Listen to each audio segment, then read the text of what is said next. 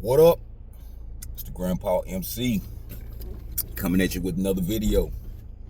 Like, subscribe, share, comment. Let's go for a ride. Alright, man. The gift that keeps on giving, man. Especially in these times, because there's no basketball going on, there's no football going on. So, LeBron James.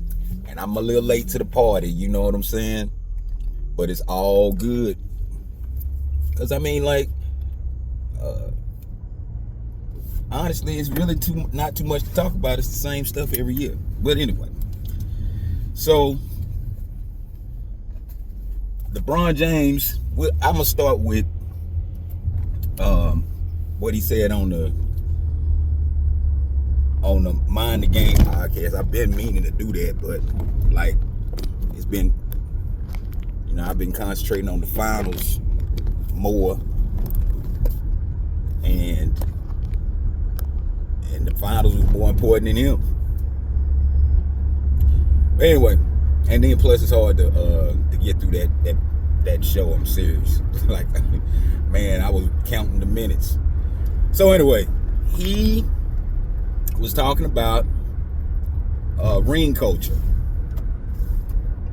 and he basically says, a player, a really good player to great player shouldn't be judged on how many rings he wins.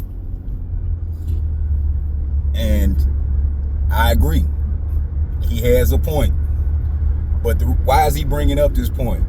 He's bringing up this point because he fell short of his goal of 6 rings to overtake Jordan. I think he was 8. He probably had to count at 8. So he fell short of his goal. And a lot of people don't remember LeBron. I think the crumbling, his mind started to crumble in 2016-17 when Golden State beat him with KD. He lost it. I think he lost it a little bit, because ever since then he's been coming with some crazy stuff. Remember, a lot of people don't remember when he was after Golden State won the championship. He did a little video or whatever, live or whatever. He was saying he was working out. He had cut his hair all the way bald, and then he was working out. And I think who was it? What's the old boy name? Meek Mill. I think that's who he was grooving to, and he was talking about he will not lose and all this other stuff. And he was doing all that stuff. Like, I think he lost it back then, and it's just been a continuous thing, and he ain't helped the situation by not retiring. He should have retired a while ago, and it's okay. He's still there, but that's the reason why he's bringing this conversation up. He knows the door is about to close on his career, and he's trying to make all kind of excuses, which he's apt to do. He's apt to do that. And he mentioned Allen Iverson, Charles Barkley.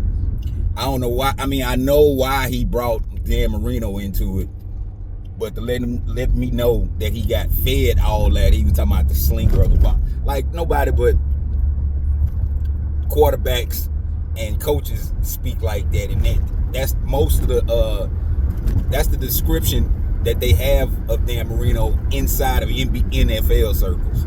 But it's whatever. But yeah, Dan Marino cannot be knocked from being a great quarterback just because he didn't win a title. Yes, I agree with that. But let's stick to basketball, Bron. Charles Barkley, Allen Iverson, Patrick Ewing, Karl Malone, John Stockton.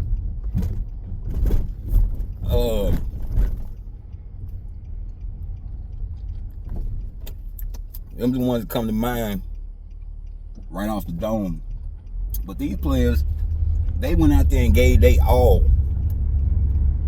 They went out there and gave they all to try to win the championship, at least on the floor. Now, in Charles Barkley's case, it's been reported, he wasn't exactly giving it his all in practice, and that was the separation between him and Jordan. But Patrick Ewing, I got to get this book that I've been looking at, not to get off course, but it's this book detailing the Knicks of that era, the 90s and all that stuff with Patrick Ewing.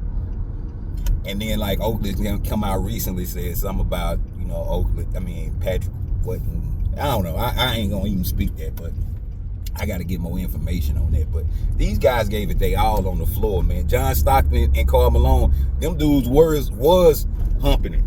They was humping it. Practice, games, playoff series. That's the reason why in the late 90s and the early 2000s,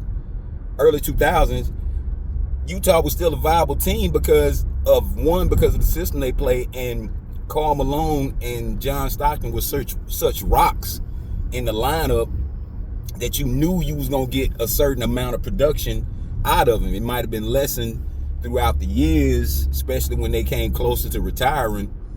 But they was penciled in for this, that, and other, how many games, ever, all that. So, as opposed to LeBron, and it's not a knock on him as far as him going to Miami, but it did show a willingness to take a back seat and not really want to compete against the best, because in the East where he stayed, it would have been different if he went to the West, but he knew better. In the East, the teams weren't that formidable. You had like maybe one or two teams that might give maybe three. Indiana come to mind. Miami was in there. I think Boston too. It's almost like that now. But the best player in the East was Dwayne Wade outside of him. Chris Bosh was the second. Chris Bosh was taking Toronto to the playoffs every year.